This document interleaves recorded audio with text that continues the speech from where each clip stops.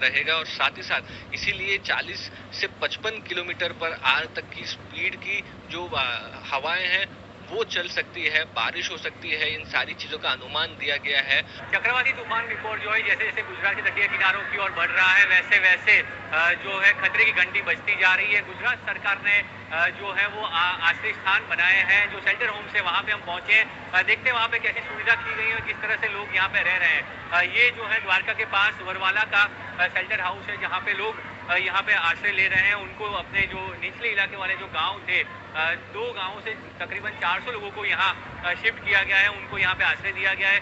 अपने बच्चों के साथ लोग जो है अपना घर छोड़ के यहाँ पे पहुंचे और वे यहाँ रह रहे हैं। बताया समय ये जा रहा है कि लैंडफॉल जिस इलाके में होगा वहां पर टकराने का जो काउंटडाउन है वो ऑलरेडी शुरू हो गया है। गोपी घांगर इस समय मेरी सहयोगी हमारे साथ जुड़ रही हैं। हमारे रिपोर्टर लगातार हमारे साथ जुड़ते रहेंगे, हम उनके पास आपको लिए चलेंगे। लेकिन गोपी, सबसे पहले आप ही के पास हम आ रहे हैं। बारिश लग रहा है शुरू हो गई है, इस समय क्या स्थिति है? बिल्कुल गौरव, बारिश शुरू हो चुकी है। लगातार तेज हवाओं के साथ यहाँ पे बारिश चल रही है और जहाँ पे हम मांडवी में मौजूद है वहाँ पे लगातार अब साइक्लोन का जो इम्पैक्ट है वो शुरू हो चुका है, क्योंकि ये बताया जा रहा है साइक्लोन जो है वो द्वारका से करीब 200 किलोमीटर की दूरी पर है और यहाँ से जहाँ मांडवी है यहाँ से 220 किलोमीटर के डिस्टेंस पर है। तो वैसे में उसका जो इम्पैक्ट है वो अब धीरे धीरे दिखना यहाँ पे शुरू हो चुका है। लोगों को पहले ही एहतियातन यहाँ से हटा दिया गया है, जो लो लाइन इलाके हैं उसे भी खाली करवा दिया गया है। साथ ही मैं आपको बताती हूँ मैं गौरव की हम इस वक्त यहाँ पे मौजूद है जहाँ कोस्ट गार्ड का और कस्टम का ऑफिस है। ये पोर्ट का इलाका है और यहाँ पे 10 नंबर का जो सिग्नल है वो लगा दिया गया है। आपको दिखाने की कोशिश करेंगे हमारे कैमरामैन जयवीन व्यास, क्योंकि तेज हवाएं यहाँ पे चल रही है, तेज बारिश यहाँ पे हो रही है और वैसे में आप देख सकते हैं की जाए तो कच्छ से भी 4000 से ज्यादा जो लोग हैं उनको यहाँ पे दूसरी जगह पे सुरक्षित स्थानों पे शिफ्ट किया गया है। करीब 10,000 जितने लोग होंगे वो प्रभावित रहेंगे। चक्रवात जब गुजरात के तटीय किनारों को छुएगा उसमें ज्यादा समय नहीं बचा, लेकिन उसका असर जो है पहले ही दिखाई पड़ रहा है।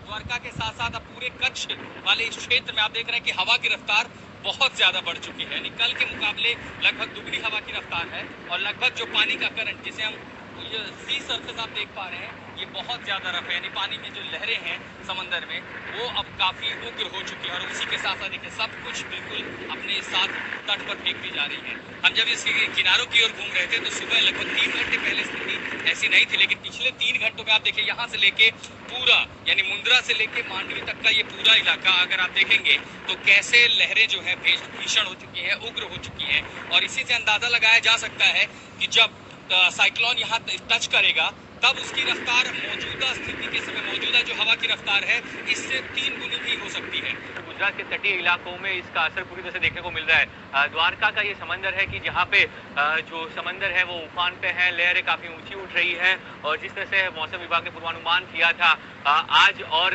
कल 2 दिन जो है वो रेड अलर्ट घोषित किया गया है। द्वारका और कच्छ में रेड अलर्ट का घोषित किया गया है। यहाँ पे जो है भारी बारिश होगी और जो हवाएं हैं वो तकरीबन 70 से 80 किलोमीटर प्रति घंटे की स्पीड से जो है वो हवाएं चलेंगी। तो इसी वजह से जो है प्रशासन ने पूरी तैयारियां की हैं और यहाँ पे जो द्वारका की बात करें तो द्वारका में 44 जो गांव थे कि जो निचले इलाके वाले थे उन गांव में जो है वहां से 5000 लोगों को जो है वो स्थानांतरित किया गया है। साइक्लोन बिपरजॉय के टकराने से ठीक पहले आखिरी तैयारियां हो रही है मांडवी पोर्ट के इलाके में, जो मछुआरों का इलाका है। वहाँ जहाँ से नाव निकलती है मछुआरों की जो अंतर्राष्ट्रीय सीमा तक जाते हैं। दरअसल ज्यादातर सामान इन नाव में होता है जो कीमती है, चाहे वो रेडियो हो, मशीन हो, मोटर हो।